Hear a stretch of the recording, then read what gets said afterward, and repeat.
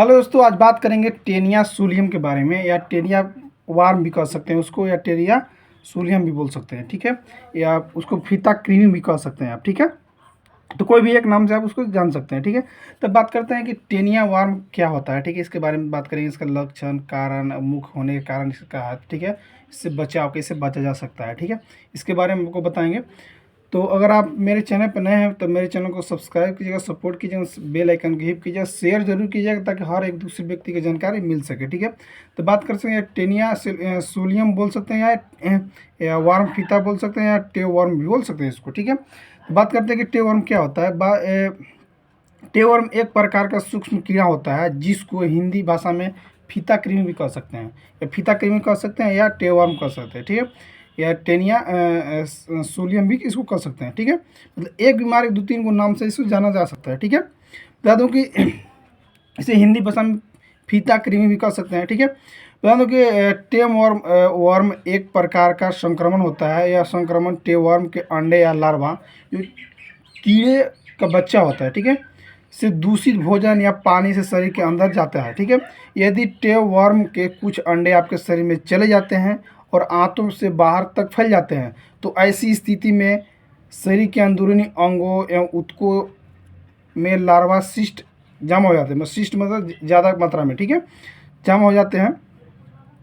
ठीक है, जमा हो जाने पर जिससे कि इन्वेसिस इन्फेक्शन, या जिसको बोलते हैं आक्रमण संक्रमण कहा जा सकता है। ठीक है, या यदि ये टेवर्म के अलावा आपके शरीर में चले जाते हैं तो आंतों के अंदर जाकर यस्क में टेवर्म बन जाते हैं और आंतों का संक्रमण पैदा करने लगते हैं। ठीक है, तो ये सब होने लगता है। ठीक है, अब बता दूं फिर और इसमें क्या क्या होने लगती है। बता दूं कि ये भी होता है जैसे किसी भी एडल्ट व्यक्ति में, जैसे ओएस जिसको बोलते हैं, 15+ जिसको बोलते हैं, एज हो रहा है, तो ओएस टेवर्म के सिर गर्दन अन्य खंड होते हैं जिन्हें प्रोग्लोटिड्स या प्रोग्लिस्टिड कहा जाता है। ठीक है, जब टेवर्म का संक्रमण आपकी आंतों में जाता है तो टेवर्म का सिर आंत की परत से चिपक जाता है और उसका पिछला हिस्सा विकसित होता है और अंडे पैदा करता है। टेवर्म शरीर में 30 साल तक जिंदा रह सकता है। किसी इंसान में अगर टेवर्म जब एंट्री करता है तो बता दूं कंटिन्यू 30 साल तक उसके शरीर में जीवित रह सकता है, कंटिन्यू। ठीक है,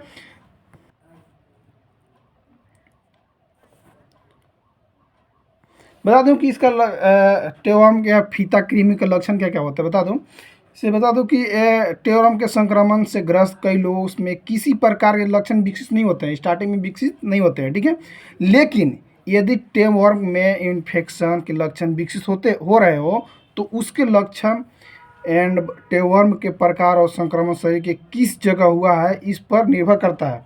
इन्वेसिव इन्फेक्शन इस बात पर भी निर्भर करता है कि टेवर्म का लार्वा शरीर से किसी जगह पर स्थित हुआ हो। ठीक है, जैसे भी हो सकता है शरीर में कहाँ कहाँ हो सकता है, जैसे टेवर्म से होने वाले जैसे ज़्यादा करके इन्फेक्शन आंतों में होता है। ठीक है, आंतों के इन्फेक्शन के लक्षण जैसे हो सकता है, जैसे जी मचलना, ठीक है, कमजोरी, भूख कम लगना, पेट में दर्द, दस्त, चक्कर आना, ठीक है, नमकीन चीज़ें खाने का मन करना, या ठीक, या क्योंकि कुछ लोगों को होती है ज़्यादा नमक खाने की लालसा। ठीक है, ये भी होता है। वजन कम होना, या भोजन से पर्याप्त मात्रा में पोषण तत्वों की प्राप्त न कर पाना, ये सब होता है। ठीक है,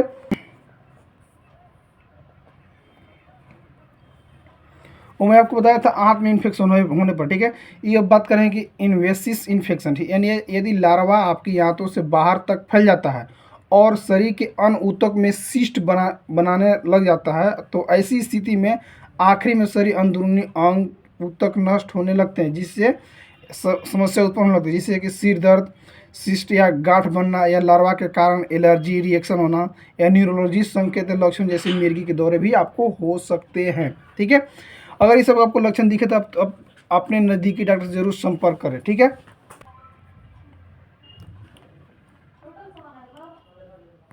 अब बात करेंगे टेव वार्म यानी फीता वार्म के होने के मुख्य कारण क्या है। ठीक है, बता दूं कि जब टेवार्म में लार्वा या अंडे शरीर के अंदर चले जाते हैं तो टेवार्म इन्फेक्शन होने लगता है। जैसे टेवार्म के अंडे के शरीर के अंदर जाना था, क्या क्या उसमें बीमारी उत्पन्न होने लगेगी। बता दूं कि यदि आप टेवार्म से ग्रस्त किसी व्यक्ति या पशु के मल से दूषित भोजन या पानी पीते हैं तो उससे सूक्ष्म टेवार्म आपके शरीर में जा सकते हैं।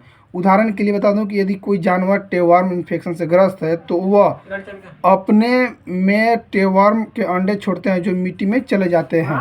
उस पर बिटू रख लेता है, चले जाते हैं, ठीक है, जिससे संक्रमित होने लगते हैं, ठीक है।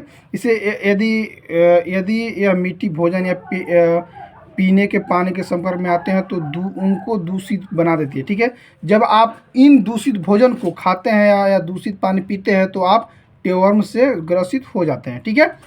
अब बता दूं कि जिससे कि भी होने लगता है, जब आपकी आंतों में अंदर के अंडे विकसित होकर लार्वा बन जाते हैं तो इस चरण में आकर लार्वा चलते फिरते लग जाते हैं, ठीक है।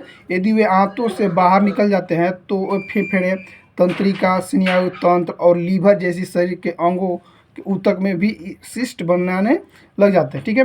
अब बात करें कि मीट या मसल ऊतकों को खाने से लार्वा सिस्ट शरीर के अंदर जाता है क्या, ठीक है। तो बता दूं कि ऐसा हो भी सकता है, जैसे कि यदि किसी जानवर को टेवर्म इन्फेक्शन होता है तो बता दूं कि टेवर्म उसकी मांसपेशियों का संक्रमण बना देती है, ठीक है। ये भी होता है यदि आप संक्रमित जानवर से लिए गए मीट को कच्चा या अधपका खा लेते हैं तो आपके शरीर के अंदर लार्वा चले जाते हैं। ये लार्वा आपकी आंतों में जाकर धीरे धीरे बड़े वयस्क में टेमवर्म के रूप में विकसित हो जाते हैं, ठीक है। ये क्या होता है कि एक वयम टेवर्म आकार में 80 से, उसका मैं लंबा बता रहा हूँ, 80 फीट से 25 मीटर से भी लंबा हो सकता है, उससे भी अधिक लंबा हो सकता है। और बता दूं 30 सालों से भी अधिक समय तक जिंदा रह सकता है।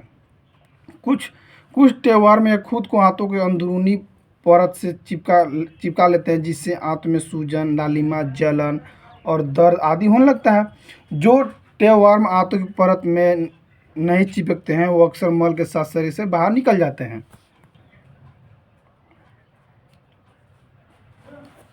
अभी भी समझ में आता, भी किसी किसी मन में सवाल आता होगा कि ऐसे ठीक है, टेवर्म इन्फेक्शन होने का खतरा किन किन वजह से भी बढ़ जाता है। बता दूं कि ये भी हो सकता है, इससे कुछ ऐसे कारक जो टेवर्म का इन्फेक्शन होने की जोखिम को बढ़ा सकते हैं, जैसे स्वच्छ न बनाए रखना, या कच्चा या पका मीट खाना, या पालतू पशु टेवर्म के संपर्क में आना, या किसी संक्रमित क्षेत्र में रहना या जाना, ठीक है, ये सब हो सकता है, ठीक है। बता दूं कि इसे ये भी हो सकता है जैसे कि स्वच्छता न बनाए रखना। यदि आप बार बार नहाते या नहीं धोते हैं तो आपको हाथों पर लगा कोई दूषित पदार्थ आपके शरीर में जा सकता है, जिससे आप संक्रमित हो सकते हैं, ठीक है। और ये भी हो सकता है जैसे अगर पर्सनल हाइजीन मेंटेन आप नहीं करते हैं, जैसे कोई चीज़ खा रहे हैं, ठीक है, तो बिना हैंड वॉश किए आपको नहीं खाना है। भला थोड़ा लेट से खाए लेकिन हैंड वॉश कर खाना, ठीक है। ये भी हो सकता है जैसे कोई कच्चा या पका मीट खाता है ना, उससे वजह से हो सकता है। जैसे यदि मीट को ठीक से ना पकाया जाए तो उसमें भी उपस्थित लार्वा और अंडे जीवित रह जाते हैं, ठीक है।